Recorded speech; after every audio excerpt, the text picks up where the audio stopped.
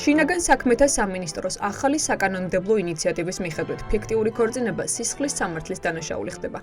იმ შემთხვევაში, თუ საქართველოს მოქალაქე უცხოელზე დაქორწინდება, რომ სხვა ქვეყნის მოქალაქემ ამ გარიგებით მიიღოს საქართველოში ბინადრობის უფლება და შემდგომ მოქალაქეობა, ფიქტიურ პატარძალს ან სიძეს ციხეში წასვლა 2 წლით მოუწევს. დღეს მოქმედი რედაქციით ასეთ უცხოელებს ეძლებათ მუდმივი ბინადრობის ნებართვა, რაც ხშირ შემთხვევაში ფიქციური ქორწინებების საფუძველს წარმოადგენდა.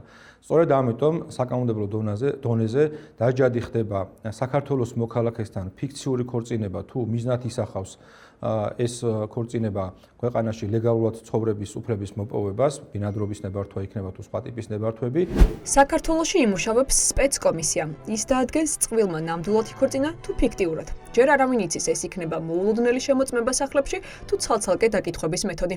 სპეციალური კომისია შეისწავლის თითოეულ ასეთ შემთხვევას და თუ კი გაჩნდება ეჭვი იმისა, რომ ადგილი აქვს ფიქციურ ქორწინებას და ეს ფიქციური ქორწინება გამოიყენება ქვეყანაში ლეგალურად ცხოვრებისათვის, ამ შემთხვევაში სისხლის სამართლის წესით მოხდება დანაშაულის ჩამდენი პირების გამოვლენა და მათ წინააღმდეგ შესაბამისი სანქციების გატარება. ამ ფონზე, რა თქმა უნდა, ჩნდება კითხვა, რატომ გადაწყვიტა შინაგან საქმეთა სამინისტრომ ნამდვილი და ფიქტიური ქორწინების მონიტორინგი. ჩვენ დღეს დეპუტატებს ვკითხეთ, რამდენად ხშირად და რომელი ქვეყნის მოქალაქეები ქორწინდებოდნენ ფულის სანაცვლოდ ფიქტიურად უცხოელებზე.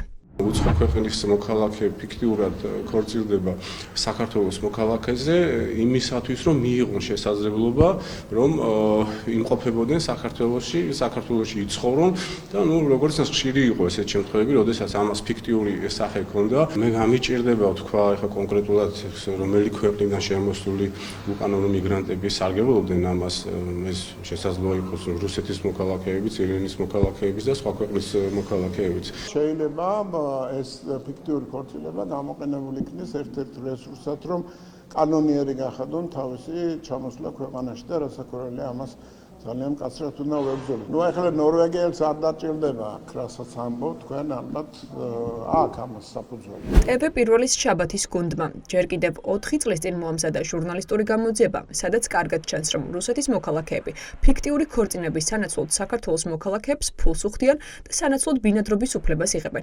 Фасიანია ქორწინების მოწმეობაც. Я недавно приехала с братьями. И мы бы хотели вид на жительство получить.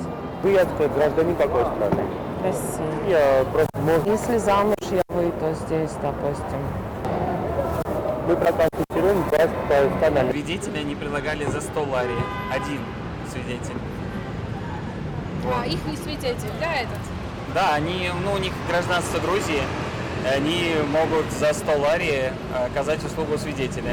ქართულ ოცნებას დიდი ხანია ამ სავარაუდო სქემის შესახებ ინფორმაცია აქვს. შესაბამისად ჩნდება კითხვა, რატომ ხუჭავდა თვალს აქამდე შინაგან საქმეთა სამინისტრო. დღეს გაახსენდათ, რომ არსებობს ფიქციური ქორწინებიდან გამოწვეული საფრთხეები, მაგრამ მთავარი არის ის, რომ ამდენი წლის განმავლობაში ისინი თვალს ხუჭავდნენ იმ პრობლემებზე, რაც რეალურად უქმნიდა საფრთხეს ჩვენი ქვეყნის ეროვნულ უსაფრთხოებას და დღეს რაღაც პროპაგანდის მიზნით კვლავ იგონებენ ახალ ცვლილებებს, რომელიც არის აბსოლუტურად დაგვიანებული. პრაქტიკულად ბიზნესად იყო ეს გადაქცეული და ჯერ კიდევ არ არის ბოლომდე მოგვარებული ეს პრობლემა და ამით სარგებლობდნენ სხვადასხვა ქვეყნის წარმომადგენლები, ეს რუსეთის ფედერაცია იქნება, ირანი იქნება, პაკისტანი იქნება თუ სხვა სახელმწიფოს წარმომადგენლები და ამაშიც სახელმწიფო უნდა ყოფილიყო ძალიან მკაცრი და ძალიან შეუვალი. ეს არ არის ერთადერთი ცვლილება, რომელიც შინაგან საქმეთა სამინისტრომ მოამზადა. ირკვევა, რომ მკაცრდება უცხოელი სტუდენტების მიღების წესიც. სასწავლებელს დაუწესდება უცხოელი სტუდენტების მიღების მაქსიმალური კვოტები, სტუდენტებს კი დამატებითი წინაპირობები სასწავლებლებში მოსახვედრად.